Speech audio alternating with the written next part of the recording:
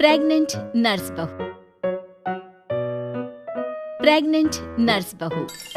सुषमा की बहू विनीता एक हॉस्पिटल में नर्स थी, लेकिन उसे डॉक्टर से भी ज्यादा नॉलेज थी।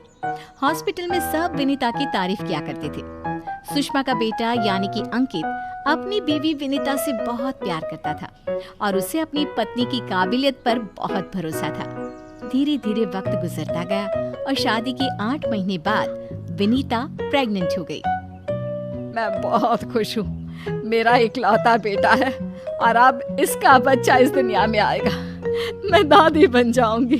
दादी मैं बता नहीं सकती मुझे कितना अच्छा लग रहा है। आपको खुश देखकर मैं भी बहुत खुश हूँ माँ। देखो बेटा, वैसे तो विनीता नर्स है, उसे अपने बारे में सब कुछ पता है, लेकिन फिर भी ना आजकल बच्चे पैदा करने में बड़ी परेशानी होने लगी है। उसे कहना कि वो अपना अच्छे से ख्याल रखे।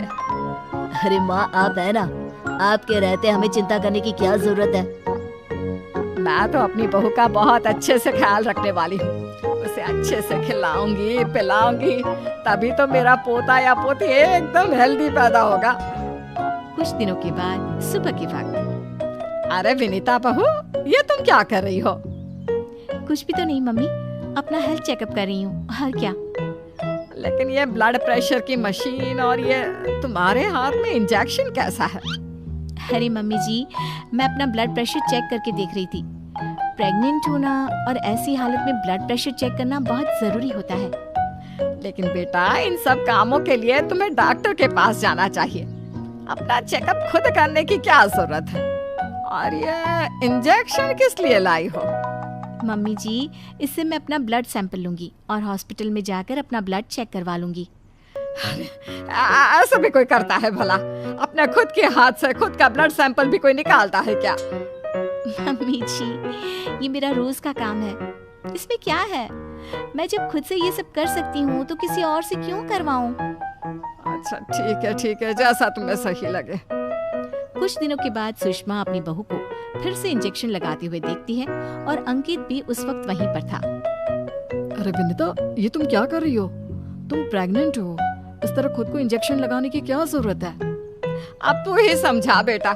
पिछली बार भी अपना ब्लड सैंपल खुद ही कलेक्ट कर रही थी, तब भी मैंने इसे समझाने की कोशिश की थी, लेकिन ये तो मेरी बात सुनती ही नहीं। अरे मम्मी जी, मैंने पहले भी कहा था ना, बड़े हॉस्पिटल में नर्स हूँ मैं, और क्या करना है क्या नहीं मुझे अच्छी तरह पता है। हाँ, लेकिन तुम खुद को इंजेक्शन क्यों लगा रही हो? अरे इंजेक्शन नहीं है, प्रेगनेंसी में कुछ वैक्सीन लगवाने होते हैं, बस वही लगा रही हूँ, और क्या। और फिर एक दिन रात को अचानक विनीता की तबीयत खराब हो जाती है। क्या हुआ विनीता? तुम ठीक तो हो? तुम तो खुद अपना इतना ख्याल रखती हो, तुम्हारी तबीयत कैसे बिगड़ गई? पता नहीं अंकित, ऐसा लग रहा है कि वीकनेस हो रही है, बहुत कमजोर सा महसूस कर रही हूँ पिछले कुछ दिनों से। तुमने तो अपना ब्लड सैंपल दिया था ना हॉस्पिटल में, उसकी रिपोर्ट आई या नहीं? कल सुबह ही आ जाएगी, तब सब कुछ पता चल जाएगा। अगले दिन सुबह के वक्त। विनीता, तुम्हारी ब्लड रिपोर्ट तो आ चुकी है। तुम्हारी बॉडी में तो आयरन की बहुत कमी है, देखो तो जरा। अरे हाँ, इसके हिसाब से तो मुझे ब्लड चढ़ाना चाहिए, वरना डिलीवरी के वक्त बच्चे को प्रॉब्लम हो सकती है।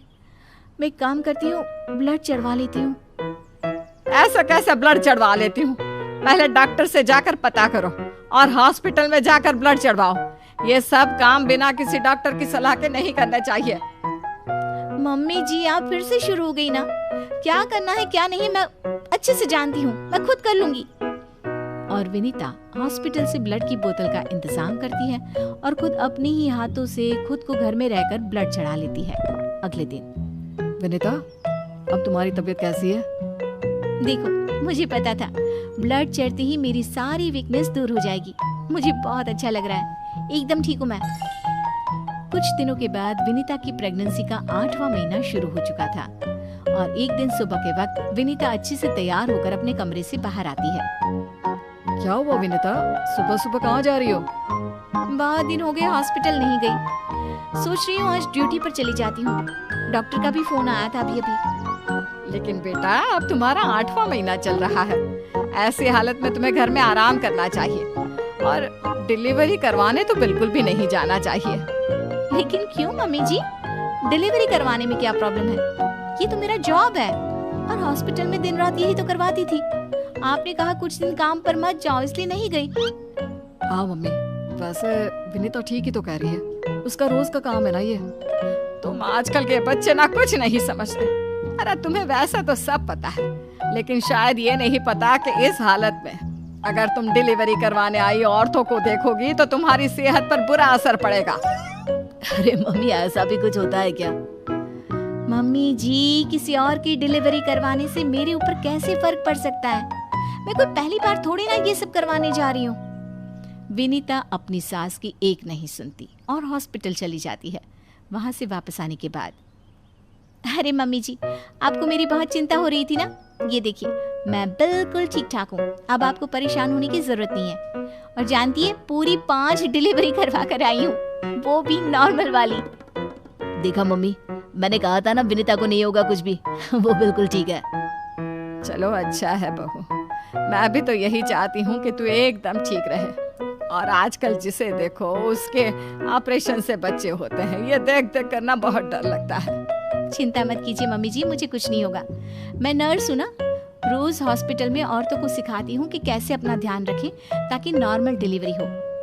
तभी अचानक हॉस्पिटल से डॉक्टर का कॉल आता है। कॉल पर बात करने के बाद, मम्मी जी, एक इमरजेंसी केस आ गया है, मुझे जाना होगा।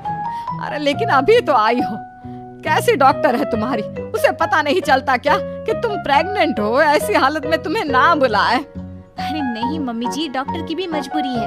कह रही थी काफी सीरियस केस है और हॉस्पिटल में उन्हें किसी दूसरी नर्स पर इतना भरोसा नहीं जितना मुझ पर है। मुझे लगता है कि तुम्हें मना कर देना चाहिए बहू। कुछ नहीं होगा मुझे मम्मी जी, मैं अभी डिलीवरी करवा के आती हूँ। कुछ देर बाद अंकित के पास हॉस्पिटल से फोन आता है। अरे मम्मी, जल्दी हॉस्पिटल चलिए, वहाँ विनीता की तबीयत खराब हो गई है। हे भगवान, सब ठीक करना, मुझे तो पहले ही डर लग रहा था। अंकित और सुषमा हॉस्पिटल पहुंचते हैं। क्या हुआ विनीता को? वो क्या है ना, विनीता एक नॉर्मल डिलीवरी करवा रही थी। केस बहुत ही सीरियस था और उस लेडी को बहुत ज्यादा प्रॉब्लम हो रही थी। क्योंकि विनीता खुद प्रेग्नेंट है तो वो अचानक से घबरा गई और उसे लेबर पेन शुरू हो गया। लेकिन अभी तो मेरी बहू का सिर्फ 8वां महीना चल रहा है। देखिए, ऐसा हो जाता है। उस औरत को दर्द में देखकर घबराहट की वजह से विनीता को ये हुआ है। अरे डॉक्टर, लेकिन डरने की कोई बात तो नहीं है ना? नहीं नहीं, ऐसा कुछ नहीं, हमने उसे एडमिट कर लिया है।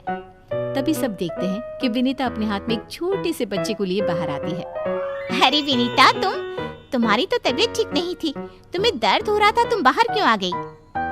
अरे दर्द हो रहा था तो क्या हुआ, मैंने वो दवाई ले ली जिससे जल्दी आने वाले लेबर पेन रुक जाते हैं।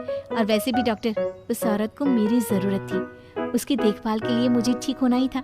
ये देखिए, उसका बच्चा एकदम सही सलामत है।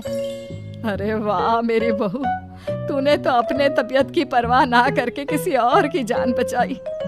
मुझे तुम पर गर्व है विनीता। ऐसे ही थोड़ी ना वो हॉस्पिटल की सबसे अच्छी नर्स बनी है। मैंने कहा था ना मम्मी जी, मैं नर्स हूँ, मुझे अपने से पहले दूसरों की तकलीफ दिखाई देती है और मैं पहले अपने मरीजों की जान बचाती हूँ, फिर खुद की।